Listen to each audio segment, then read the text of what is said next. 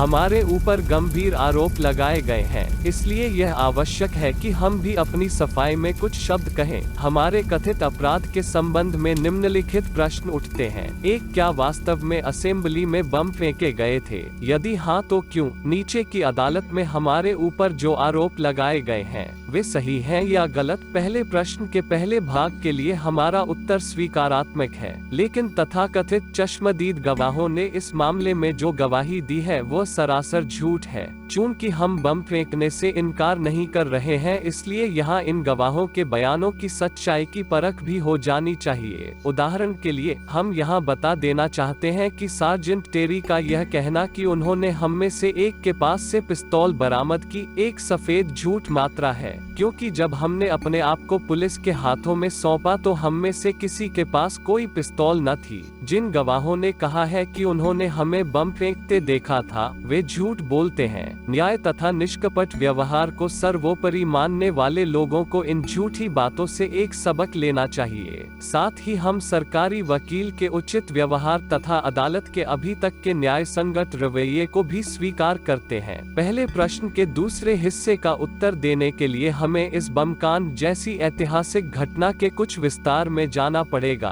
हमने वह काम किस अभिप्राय से तथा किन परिस्थितियों के बीच किया, इसकी पूरी एवं खुली सफाई आवश्यक है। जेल में हमारे पास कुछ पुलिस अधिकारी आए थे। उन्होंने हमें बताया कि लॉर्ड इरविन ने इस घटना के बाद ही असेंबली के दोनों सदनों के सम्मिलित अधिवेशन में कहा है कि यह विद्रोह किसी व्यक्ति विशेष के खिलाफ नहीं, वरना संपूर्ण शासन व्यवस्था के विरुद्ध था। यह सुनकर हमने तुरंत भांप लिया कि लोगों ने हमारे इस काम के उद्देश्य को सही तौर पर समझ लिया है। मानवता को प्यार करने में हम किसी से पीछे नहीं हैं। हमें किसी से व्यक्तिगत द्वेष नहीं है और हम प्राणी मात्रा को हमेशा आदर की नजर से देखते आए हैं। हम न तो बर्बरतापूर्ण उपद्रव करने वाले देश के कलंक हैं, जैसा कि सोशलिस्ट कहलाने वाले दीवान चमनलाल ने कहा है, और न ही हम पागल हैं, जैसा कि लाहौर के ट्रिब्यून तथा कुछ अन्य अखबारों ने सिद्ध करने का प्रयास किया है। हम तो केवल अपने देश के इतिहास, उसकी मौजूदा परिस्थिति तथा अन्य मानवोचित आकांक्षाओं के मननशील विद्यार्थी होने का विनम्रता पूर्वक दावा भर कर सकते हैं। हमें ढोंग तथा पाखंड से नफरत है। एक अपकारजनक संस्था यह काम हमने किसी व्यक्तिगत स्वार्थ अथवा विद्वेष की भावना से नहीं किया है। हमारा उद्देश्य केवल उस शासन व्यवस्था के विरुद्ध प्रतिवाद करना था जिसके हर एक काम से उसकी अयोग्यता ही नहीं वरन अपकार करने की उसकी असीम क्षमता भी प्रकट होती है। इस विषय पर हमने जितना विचार किया उतना ही हमें इस बात का दृढ़ विश्वास होता गया कि वह केवल संसार के सामने भारत की लज्जाजनक तथा असहाय अवस्था का ढिंढोरा पीटने के लिए ही कायम है और वह एक गैर जिम्मेदार तथा निरंकुश शासन का प्रतीक है। जनता के प्रतिनिधियों ने कितनी ही बार राष्ट्रीय मांगों को सरकार के सामने रखा, परंतु उसने उन मांगों की सर्वथा अवहेलना करके हर बार उन्हें रद्दी की टोकरी में डाल दिया। सदन द्वारा पास किए गए गंभीर प्रस्तावों को भारत की तथाकथित पार्लियामेंट के सामने ही तिरस्कार पूर्वक पैरों तले रौंदा गया है। दमनकारी तथा निरंकुश कानूनों को समाप्त करने की मांग करने वाले प्रस्तावों को हमेशा अवज्ञा की दृष्टि से ही देखा गया है और जनता द्वारा निर्वाचित सदस्यों ने सरकार के जिन कानूनों तथा प्रस्तावों को अवांछित एवं अवैधानिक बताकर रद्द कर दिया था, उन्हें केवल कलम हिलाकर ही सरकार ने लागू कर लिया है। संक्षेप में, बहुत कुछ सोचने के बाद भी एक ऐसी संस्था के अस्तित्व का औचित्य हमारी समझ में नहीं आ सका जो बावजूद उस तमाम शानो शौकत के जिसका आधार भारत के करोड़ों मेहनतकशों को गाड़ी कमाई है, केवल मात्रा दिल को बहलाने वाली, थोथी, दिखावटी और शरारतों से भरी हुई एक संस्था है। हम सार्वजनिक नेताओं की मनोवृत्ति को समझ पाने में भी असमर्थ हैं। हमारी समझ में नहीं आता कि हमारे नेतागण भारत की असहाय परतंत्रता की खिल्ली उड़ाने वाले इतने स्पष्ट एवं पूर्वनियोजित प्रदर्शनों पर सार्वजनिक संपत्ति एवं समय बर्बाद करने में सहायक क्यों बनते हैं। हम इन्हीं प्रश्नों तथा मजदूर आंदोलन के नेताओं की धरपकड़ पर विचार कर ही रहे थे कि सरकार औद्योगिक विवाद विधेयक लेकर सामने आई। हम इसी संबंध में असेंबली की कार्यवाही देखने गए। वहां हमारा यह विश्वास और भी दृढ़ हो गया कि भारत की लाखों मेहनतकश जनता एक ऐसी संस्था से किसी बात की भी आशा नहीं कर सकती जो भारत की बेबस मेहनतकशों की दास्ता तथा शोषकों की गलाघोंटू शक्ति की अहितकारी यादगार है। अंत में वह कानून जिसे हम बर्बर एवं अमानवीय समझते हैं, देश के प्रतिनिधियों के सरों पर पटक दिया गया और इस प्रकार करोड़ों संघर्षरत भूखे मजदूरों को प्राथमिक अधिकारों से भी वंचित कर दिया गया और उनके हाथों से उनकी आर्थिक मुक्ति का एकमात्र हथियार भी छीन लिया गया। जिस किसी ने भी कमर तोड़ परिश्रम करने वाले मूक मेहनतकशों की हालत पर हमारी तरह सोचा है, वो शायद स्थिर मन से यह सब नहीं देख सकेगा। बलि के बकरों की भांति शोषकों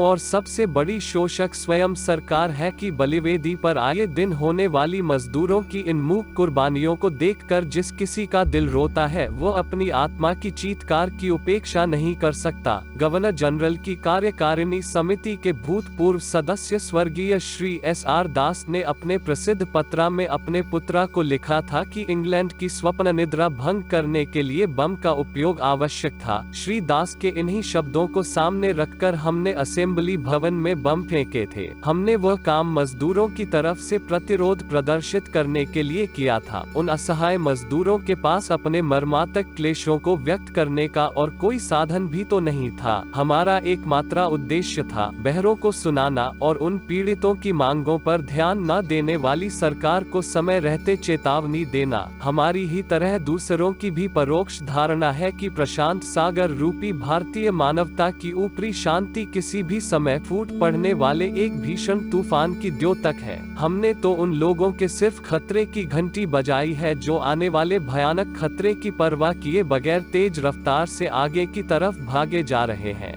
हम लोगों को सिर्फ यह बता देना चाहते हैं कि काल्पनिक अहिंसा का युग अब समाप्त हो चुका है और आज की उठती हुई नई पीढ़ी को उसकी व्यर्थता में किसी भी प्रकार का संदेह नहीं रह गया है। मानवता के प्रति हार्दिक सद्भाव तथा अमित प्रेम रखने के कारण उसे व्यर्थ के रक्तपात से बचाने के लिए हमने चेतावनी देने के इस उपाय का सहारा लिया है और उस आने वाले रक्तपात को हम ही नहीं लाखों आदमी पहले से ही देख रहे हैं। काल्पनिक अहिंसा ऊपर हमने काल्पनिक अहिंसा शब्द का प्रयोग किया है। यहाँ पर उसकी व्याख्या कर देना भी आवश्यक है। आक्रामक उद्देश्य से जब बल का प्रयोग होता है उसे हिंसा कहते हैं और नैतिक दृष्टिकोण से उसे उचित नहीं कहा जा सकता, लेकिन जब उसका उपयोग किसी वैध आदर्श के लिए किया जाता है तो उसका नैतिक औचित्य भी होता है। किसी हालत में बल प्रयोग नहीं होना चाहिए। यह विचार काल्पनिक और अव्यावहारिक है। इधर देश में जो नया आंदोलन तेजी के साथ उठ रहा है और जिसकी पूर्व सूचना हम दे चुके हैं वह गुरु गोविंद सिंह, शिवाजी, कमाल पाशा, रिजा खां, वाशिंगटन, गैरीबाल्डी, लफायत और लेनिन के आदर्शों से ही प्रस्फुरित है और उन्हीं के पद चिन्हों पर चल रहा है। चूंकि भारत की विदेशी सरकार तथा हमारे राष्ट्रीय नेतागण दोनों ही इस आंदोलन की ओर से उदासीन लगते हैं और जानबूझकर उसकी पुकार की ओर से अपने कान बंद करने का प्रयत्न कर रहे हैं, अतः हमने अपना कर्तव्य समझा कि हम एक ऐसी चेतावनी दें जिसकी अवहेलना न की जा सके।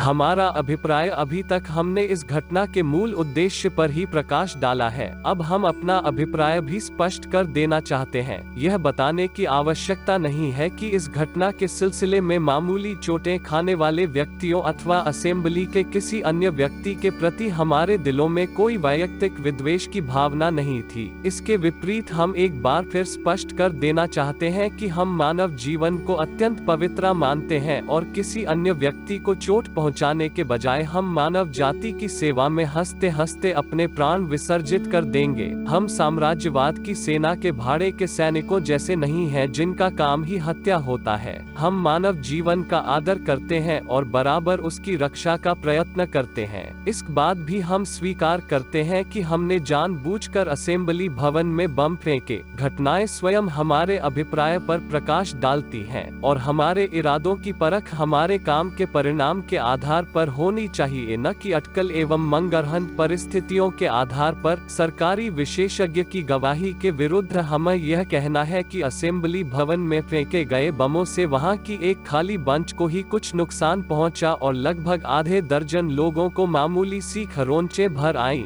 सरकारी वैज्ञानिकों ने कहा है कि बम बड़े जोरदार थे और उनसे अधिक नुकसान नहीं हुआ। इसे एक अनहोनी घटना ही कहना चाहिए, लेकिन हमारे विचार से उन्हें वैज्ञानिक ढंग से बनाया ही ऐसा गया था। पहली बात, दोनों बम बेंचों तथा डेस्कों के बीच की खाली जगह में ही गिरे थे। दूसरे, उनके फूटने की जगह से 2 फीट पर बैठे हुए लोगों को भी, जिनमें श्री PR राव, श्री शंकर राव तथा सर जॉर्ज शुस्टर के नाम उल्लेखनीय हैं, या तो बिल्कुल ही चोटें नहीं आई या मात्रा मामूली आई। अगर उन बमों में जोरदार पोटेशियम क्लोरेट और पिग्रिक एसिड भरा होता, जैसा कि सरकारी विशेषज्ञ ने कहा है, तो इन बमों ने उस लकड़ी के घेरे को तोड़कर कुछ गज की दूरी पर खड़े लोगों तक को उड़ा दिया होता, और यदि उनमें कोई और भी शक्तिशाली विस्फोटक भरा जाता तो निश्चय ही वे असेंबली के अधिकांश सदस्यों को उड़ा देने में समर्थ होते। यही नहीं, यदि हम चाहते तो उन्हें सरकारी कक्ष में फेंक सकते थे जो विशिष्ट व्यक्तियों से खचाखच भरा था, या फिर उस सर जॉन साइमन को अपना निशाना बना सकते थे, जिसके अभागे कमीशन ने प्रत्येक विचारशील व्यक्ति के दिल में उसकी ओर से गहरी नफरत पैदा कर दी थी और जो उस समय असेंबली की अध्यक्ष दीर्घा में बैठा था। लेकिन इस तरह का हमारा कोई इरादा नहीं था और उन बमों ने उतना ही काम किया जितने के लिए उन्हें तैयार किया गया था। यदि उससे कोई अनहोनी घटना हुई तो यही कि वे निशाने पर अर्थात निरापद स्थान पर गिरे।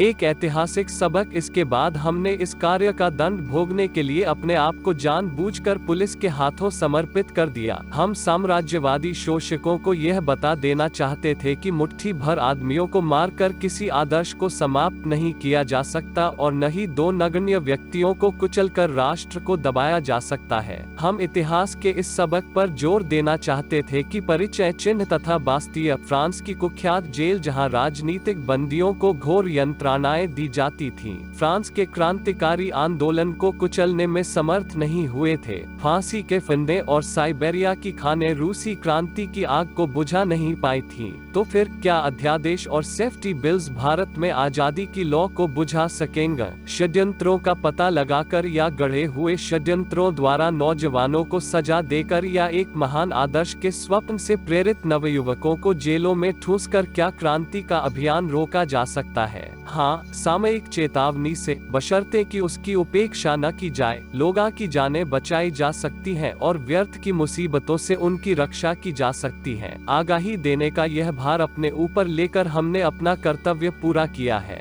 क्या है क्रांति? भगत सिंह से नीचे की अदालत में पूछा गया था कि क्रांति से उन लोगों का क्या मतलब है। इस प्रश्न के उत्तर में उन्होंने कहा था कि क्रांति के लिए खूनी लड़ाइयां अनिवार्य नहीं है और न ही उसमें व्यक्तिगत प्रतिहिंसा के लिए कोई स्थान है। वो बम और पिस्तौल का संप्रदाय नहीं है। क्रांति से हमारा अभिप्राय है न्याय पर आधारित मौजूदा समाज व्यवस्था में आमूल परिवर्तन। समाज का प्रमुख अंग होते हुए भी आज मजदूरों को उनके प्राथमिक अधिकार से वंचित रखा जा रहा है और उनकी गाड़ी कमाई का सारा धन शोषक पूंजीपति हड़प जाते हैं। दूसरों के अन्नदाता किसान आज अपने परिवार सहित दाने दाने के लिए मुहताज हैं। दुनिया भर के बाजारों को कपड़ा मुहैया करने वाला बुनकर अपने तथा अपने बच्चों के तन ढकने भर को भी कपड़ा नहीं पा रहा है। सुंदर महलों का निर्माण करने वाले राजगीर, लोहार तथा बढ़ई स्वयं गंदे बाड़ों में रहकर ही अपनी जीवन लीला समाप्त कर जाते हैं। इसके विपरीत समाज के जांक शोषक पूंजीपति जरा जरा सी बातों के लिए लाखों का वारा न्यारा कर देते हैं। यह भयानक असमानता और जबरदस्ती लादा गया भेदभाव दुनिया को एक बहुत बड़ी उथल पुथल की ओर लिए जा रहा है। यह स्थिति अधिक दिनों तक कायम नहीं रह सकती। स्पष्ट है कि आज का धनिक समाज एक भयानक ज्वालामुखी के मुख पर बैठकर रंगरेलियां मना रहा है और शोषकों के मासूम बच्चे तथा करोड़ों शोषित लोग एक भयानक खटकी कगार पर चल रहे हैं।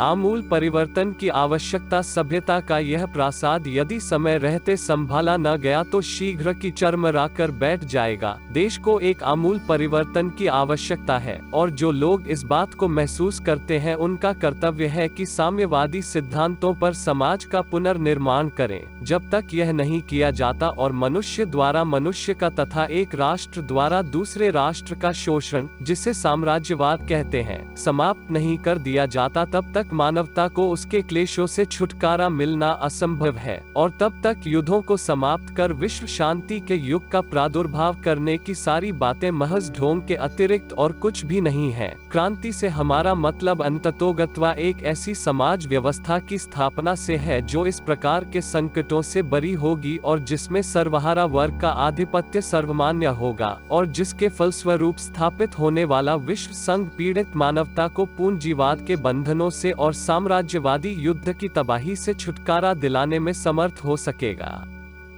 सामयिक चेतावनी यह है हमारा आदर्श, और इसी आदर्श से प्रेरणा लेकर हमने एक सही तथा पुरजोर चेतावनी दी है। लेकिन अगर हमारी इस चेतावनी पर ध्यान नहीं दिया गया और वर्तमान शासन व्यवस्था उठती हुई जनशक्ति के मार्ग में रोड़े अटकाने से बाज न आई तो क्रांति के इस आदर्श की पूर्ति के लिए एक भयंकर युद्ध का छिड़ना अनिवार्य है। सभी बाधाओं को रौंदकर आगे बढ़ते हुए उस युद्ध के फलस्वरूप सर्वहारा वर्ग के अधिनायक तंत्र की स्थापना होगी। यह अधिनायक तंत्र क्रांति के आदर्शों की पूर्ति के लिए मार्ग प्रशस्त करेगा। क्रांति मानव जाति का जन्मजात अधिकार है जिसका अपहरण नहीं किया जा सकता। स्वतंत्रता प्रत्येक मनुष्य का जन्मसिद्ध अधिकार है। श्रमिक वर्ग ही समाज का वास्तविक पोषक है। जनता की सर्वोपरि सत्ता की स्थापना ही श्रमिक वर्ग का अंतिम लक्ष्य है। इन आदर्शों के लिए और इस विश्वास के लिए हमें जो भी दंड दिया जाएगा, हम उसका सहर्ष स्वागत करेंगे।